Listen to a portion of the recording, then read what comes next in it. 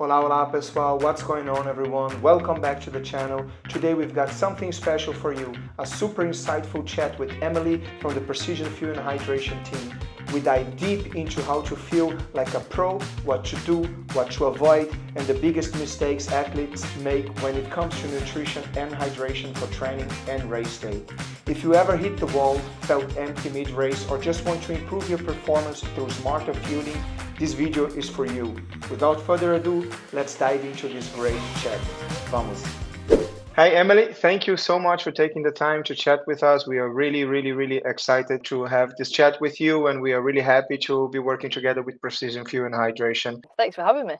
Before we start with the questions, would you mind tell us what your role is on the Precision Fuel and Hydration team? So I'm one of the sports science team here at Precision. So I spend my days getting on all different kinds of calls mostly and chatting to athletes across all sports, a lot of triathletes, but really mixed, some cyclists, ultra runners, some sheep shearers, some really random sports as well, all about their fuel and hydration. So mainly on race day and in training as well, predominantly what they're eating and drinking during those events and in the build up as well, things like carb loading, preloading, which I'm sure we'll talk about, but just advising on the kind of best methods, what the science says, what other athletes are doing.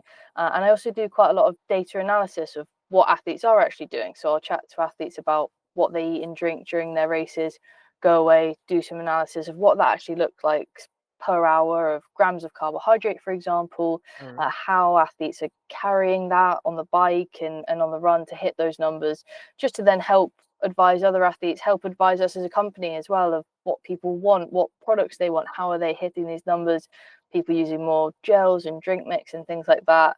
And yeah, just I think that's the biggest thing that we do as a company as well, is just that education alongside the product. So we have the gels and the drink mixes and the electrolyte tablets, but we have all those blogs and we do all these calls and stuff alongside that, just to help athletes nail their fuel and hydration on race day. That sounds really awesome, interesting, and really like a busy time for you guys, especially right now during the peak of the race season where we are actually at the moment. Do you guys follow do you guys go together with the athletes on race day as well? Do you have like some athletes that you guys like guides during the race day and help them with nutrition and everything as well? Yeah, absolutely. It's really mixed. We do get a chance to go to quite a lot of events to go and spectate, watch our athletes, but also put our hand in the mix and get involved in lots of crewing. I actually just got back a couple of weeks ago from a trip to Unbound Gravel as well, where we went cool. quite a lot of athletes. We had about 14, 15 athletes doing the 200, some doing the 100 miler, and we were crewing them through that race, and it was really cool. So a lot of like giving them their fuel and hydration, a lot of like cooling and things like that, helping them pre-race with their strategy as well. But those events where you actually get to see up close what the athletes are doing are super fun. That's really awesome. And which one was the athlete that performed, let's say, the best or the highest rank from that you guys were supporting? We helped a lady who came 8th in the 200. We had quite a lot of our internal team racing as well, and lots of them Cool. did well. We had a guy who did the 200 and did really well in his age group as well. And it's nice when we've got some people racing, some people crewing, and everyone's just getting involved in everything. We had some of our marketing team, and we were having to get them to like crew and help with all the cooling and stuff like that. So everyone really kind of gets involved. That's really cool. So it's not only professional athletes that you guys are supporting, you guys are also following and supporting age groupers and people from your team as well, right? Yeah, absolutely. And we actually were at the Unbound Expo as well. So we were doing sweat testing Cool. on lots of participants and lots of the amateurs, and then working with the pros and then helping out the amateurs. So it was a real kind of range of people across both distances. So we were kind of spread out over the different checkpoints for the 100 and the 200, just to make sure that everyone got what they needed on course. When you mentioned something about the expo, this is a perfect subject for the next question that I wanted to ask.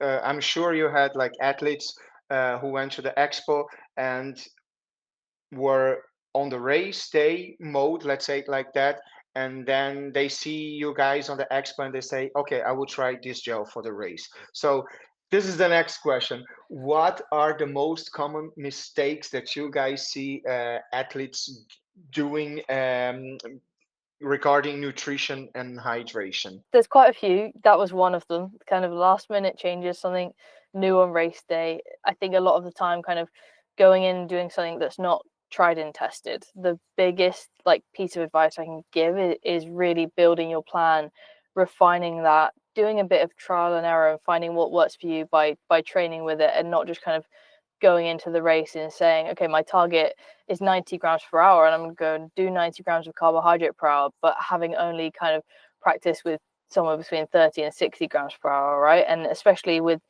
the logistics of how are you going to do that as well. You practice with those specific gels and drink mix, like you said. I think it's a common occurrence for people to treat training and race day nutrition, fueling, and hydration quite separate. But it's important that throughout, especially through that training block, that 8 to 10 weeks in the build up to the race, that you're really trying out all your fuel and hydration. You're training your gut. You're getting used to that quantity of carbohydrate, fluid, sodium, and you're building that up week on week. And that doesn't mean in every session. If you go out for a 30-minute run, you don't need to be doing very much at all. But Okay. in those key sessions, so 1 or 2 per week, it's really important that you do practice your strategy. You mentioned 8 to 10 weeks. So let's say if an athlete uh, just discovered precision fuel and hydration, got really stoked and wants to start using you guys product, and he's, let's say, like 3 or 2 weeks away from the main event, would you recommend that he would try, or is it better if he stick to what he was using before, even if it's you guys product? What would you say to an athlete like this? Yeah, it's a good question. I think hopefully at that point they would have a good strategy that they've already built and tested. They would know kind of the quantities that have tested. Okay, I'm aiming for 60 grams of carbohydrate per hour. They would have tested that with some gels. And then I would say, if you want to try our gels, you can incorporate them in, and that could be part of the strategy. I wouldn't kind of ditch the whole plan and everything that they'd have tried and tested with, but they might be able to incorporate a few if they can put some into their training sessions and see how it goes. Just make sure they get on well with the product and it agrees with them, and they're really happy that it kind of works with their strategy and the logistics and their setup on the bike and things like that. But I wouldn't say kind of change the whole plan and switch it all out at that point. But hopefully they'll have a good tested strategy that they could add a few bits into and put a few of our gels or drink mixes in at that point. We hear a lot about 60 grams of carbs per hour, 90 grams for, carbs per hour, even 120 grams. It's an insane amount of carbs per hour. When is too much? When do you know that is too much? And how to train for that kind of amount? There's a lot online, you're right, that says 200 grams of carb per hour, or people are Uh, hitting 150 grams per hour. And in the Tour de France, there might be really athletes being able to take on board 150 grams per hour and surpassing kind of these limitations that we know exist. But kind of for most people, it's likely that's going to be too much, yeah. and it'll be just too much for the gut to handle, and your body won't be able to absorb and use that. And the key with carbohydrates and to know how much you need per hour and not overdo it, is there's 2 factors, and it's your intensity and duration of your race, of your ride, of your session. Those 2 factors should influence how many grams of carbohydrate that you aim for. The harder you are pushing, the more watts you're pushing, the more you're able to use and therefore absorb. This kind of slower, if you're going for an easy session, especially if it's short, you might not need as much. So they're the 2 factors to consider.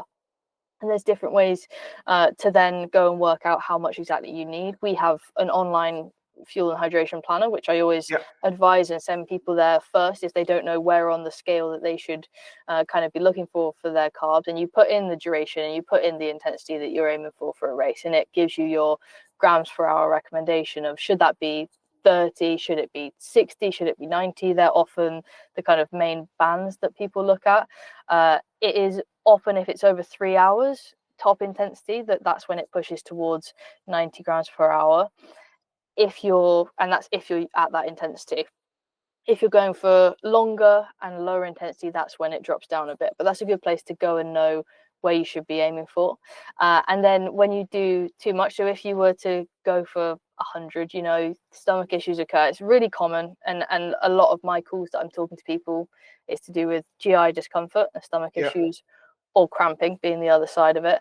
And there's different reasons why they can occur. There's loads of different factors. It can also be linked to your hydration, the amount you're taking on, but you can absolutely overdo it and take on too much and not be able to absorb that. I think the key with, if let's say the planner spat out and recommended 90 grams per hour, you shouldn't therefore go in your next session and do 90 grams per hour. Like I said earlier, it's all about being able to train your gut to tolerate these high amounts of carbohydrates. So building up session after session, week after week, and being able to increase your gut's ability to absorb this tolerance, make you feel more comfortable while taking on these high quantities. But that takes time. It's not something you can do straight away. I think that's another common mistake for people, to go and just try and take on loads of carbohydrates. It's definitely something that you train your gut to do over time. Yeah, I've been there. I know how it is to take too much, or even on the other side as well, to take too less, and then in the end you bonk.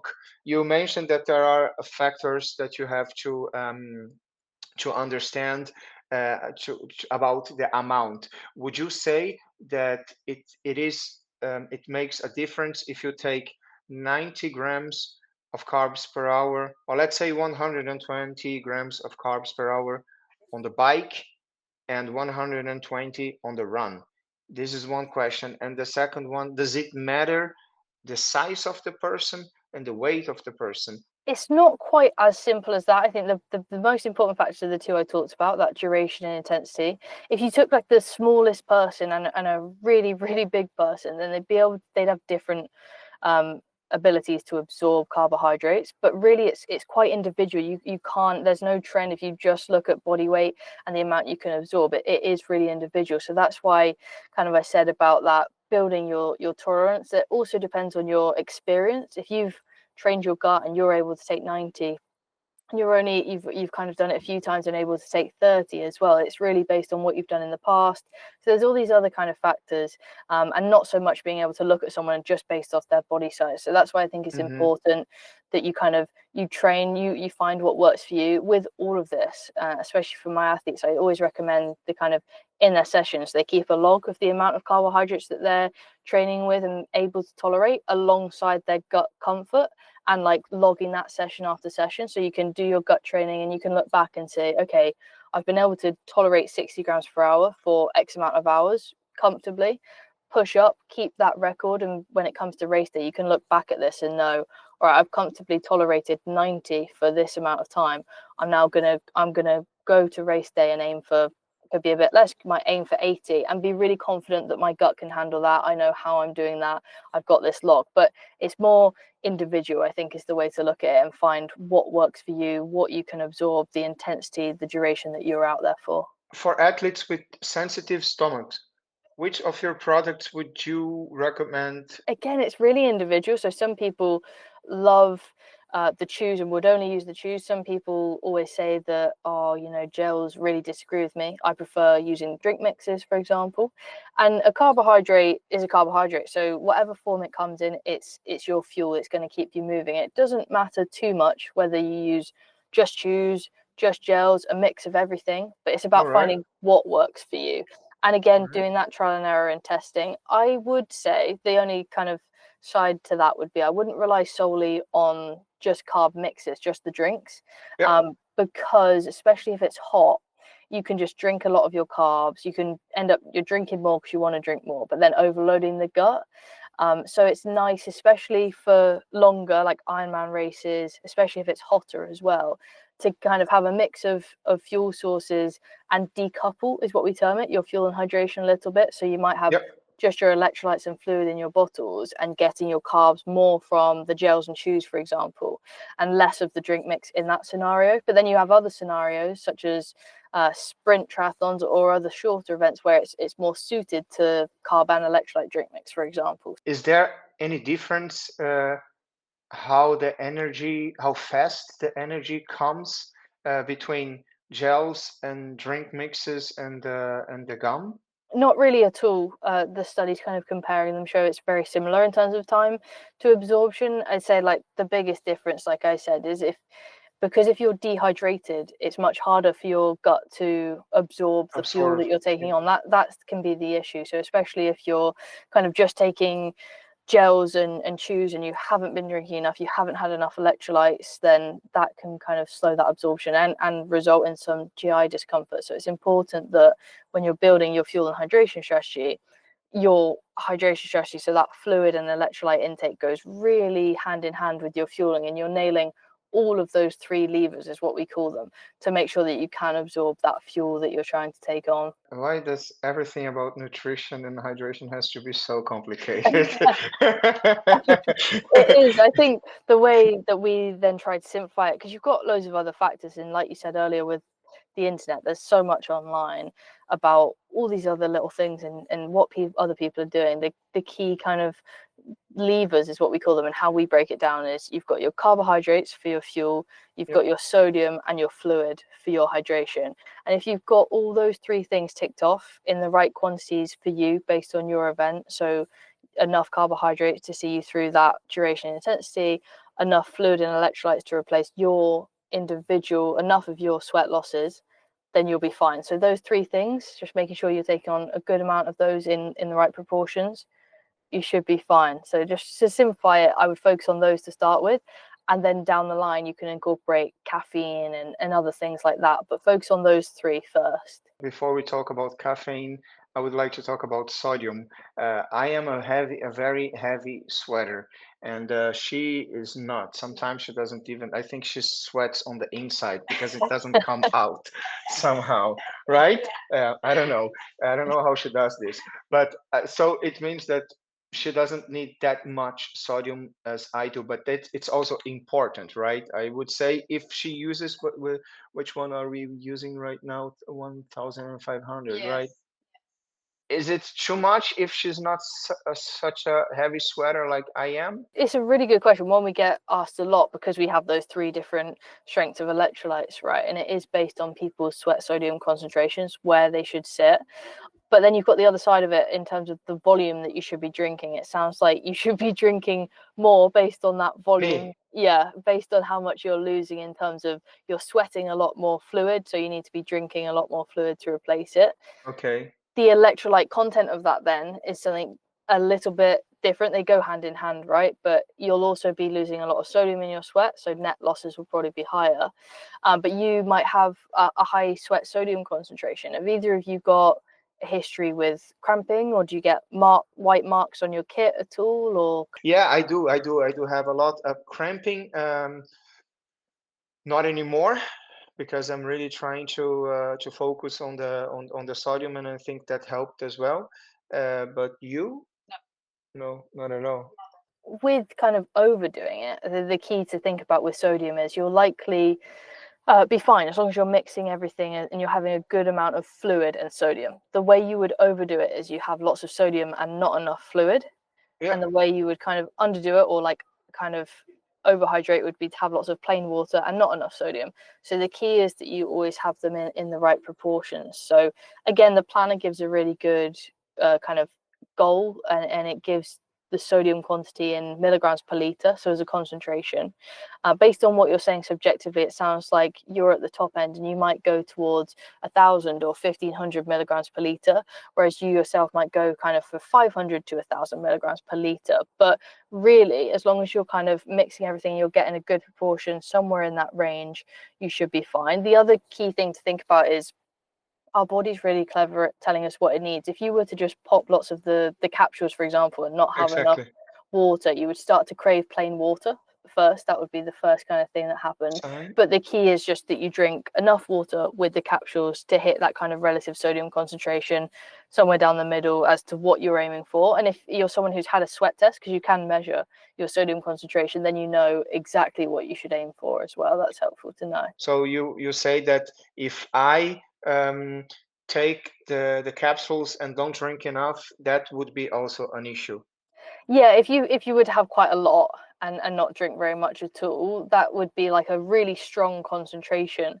And when you have a strong concentration, like I said, start to crave plain water, because your body would want that water. It also just kind of can sit in the stomach, but it'll likely be because you're losing a lot of sodium. You need a lot of sodium, right? You just need some water alongside that as well. You need the combination of the two, so to replace your sodium and fluid, because that's what you're losing when you're sweating, that's salt and water. How can an athlete do a sweat test if he's not able to go to a laboratory to do a laboratory testing? What would you recommend? So with hydration, there's two different kinds of testing of your sweat. So one is a sweat test, which measures your sweat sodium concentration. So that you have to go and get done. We have test centers across the kind of globe. We have a map on our website that shows where they are, and you sit, and it's an at-rest test that makes you start sweating just on your arm, and you get your sweat sodium concentration. So for myself, I lose just over 1,000 milligrams per liter, and it's really nice to know that I lose that concentration, because that means when I'm exercising, when I'm sweating, I replace that like for like. So that concentration, I aim for about 1,000 because that's what I'm losing. But what varies is that volume of I should drink. So that kind of how many bottles, how much fluid. So the other side to hydration, that kind of volume, that sweat rate, you can measure at home yourself. You don't need to go to a lab, and that's just weighing yourself before and after your training sessions. So I'm sure you'll have seen this online. It's quite common. I recommend all my athletes do it across quite a lot of their training sessions to get an idea of how much they're losing. So a kilogram equals a liter. So it's quite easy if you weigh yourself like nude just prior to the session and then straight after as well. You add in how much fluid you drank, and you can get a good idea of, okay, at this pace, in these conditions, I lose a litre per hour. Or some people in hot conditions, this could be like 3 litres an hour.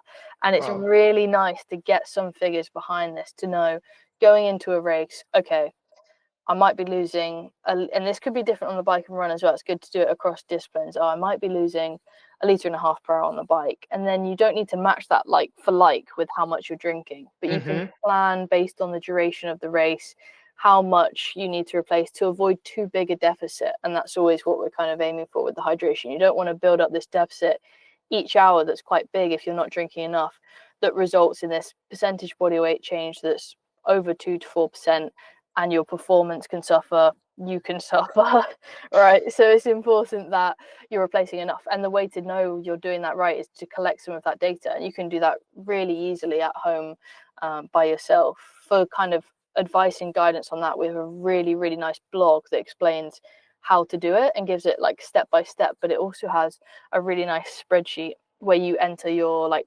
pre-weight, post body weight, how much you drank, and it works out the numbers for you basically. Do you guys offer as well like online hydration plan, right?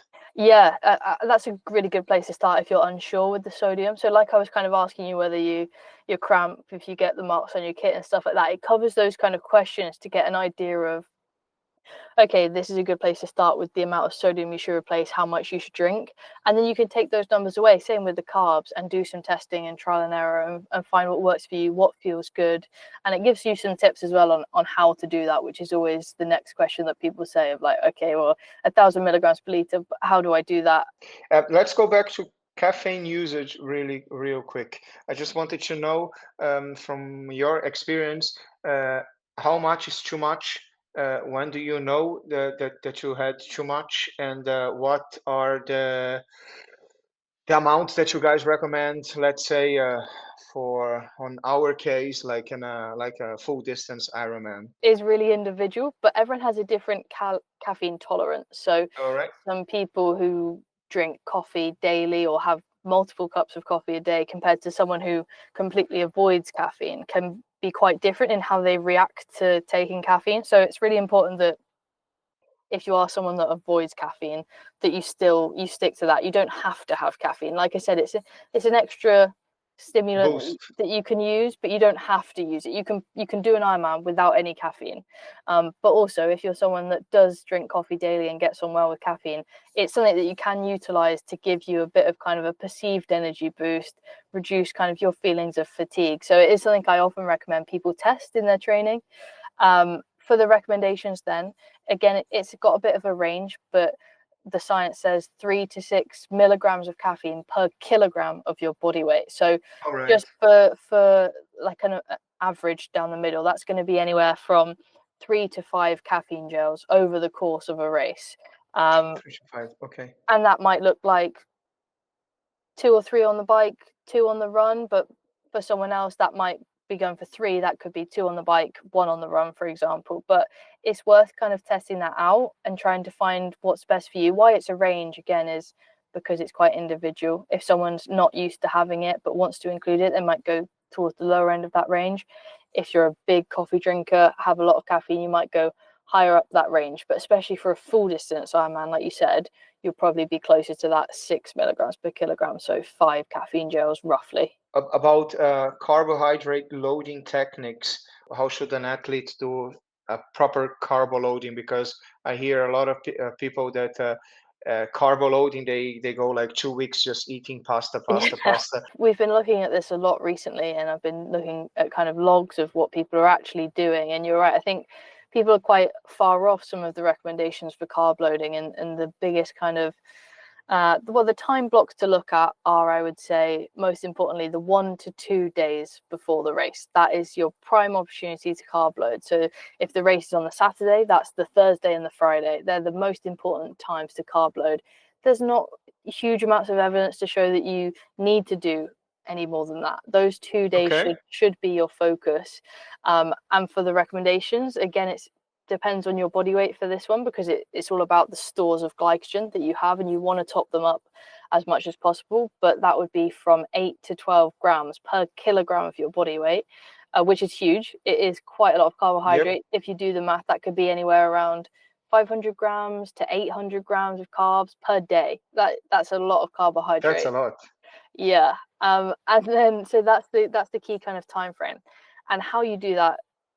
Really, again, individual what works for people, but it'll often involve your 3 main meals, having these higher proportions of carbohydrates, reducing fats and fibers as much as you can, having carb rich snacks, and a lot recently I've been talking to athletes who are using the carb and electrolyte drink mix as a way to top up throughout the day as well, without having to just eat more and more. It means you can drink some of your carbs.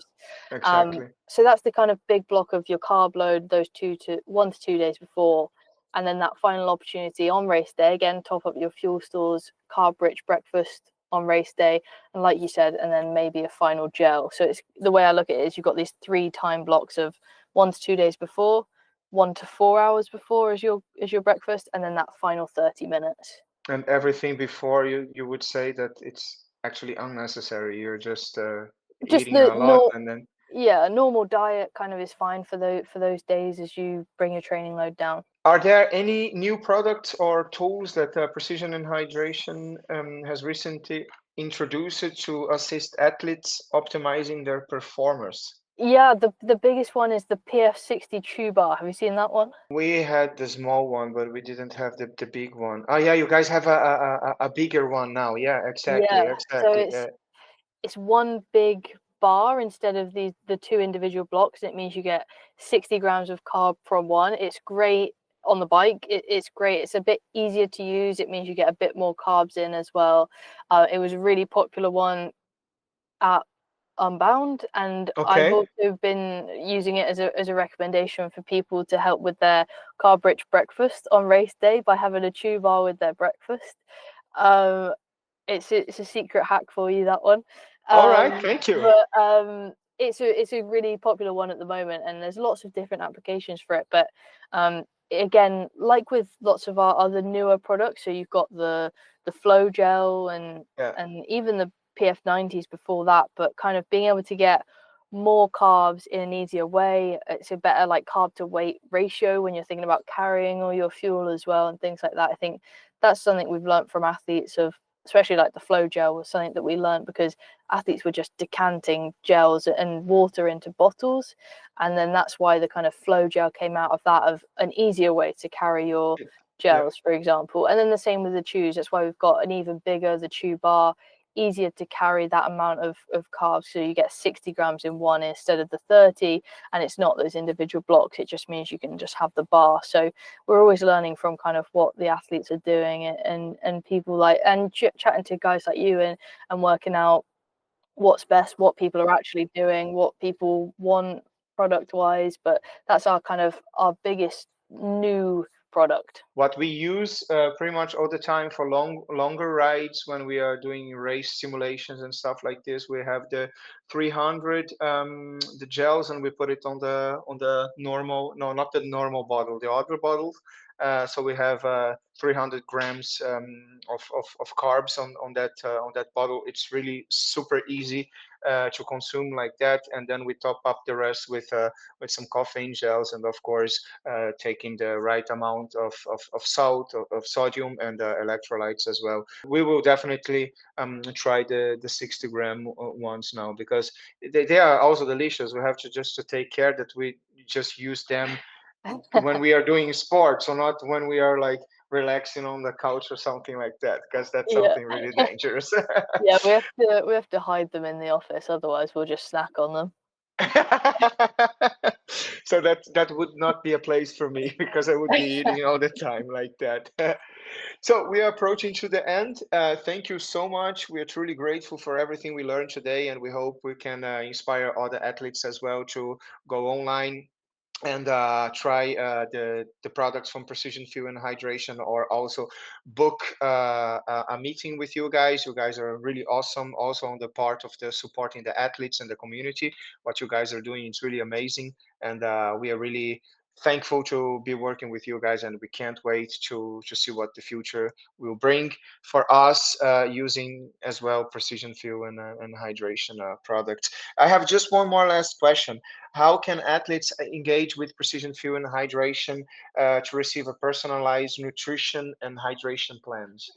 Yeah, I would head straight to precisionhydration.com. They'll find literally resources for everything that I've talked about. We have blogs and articles on everything, the sweat rate stuff, carb loading, gives all the recommendations in there, but also a really good place to start, like I said earlier, is that online fuel and hydration planner. It's completely free.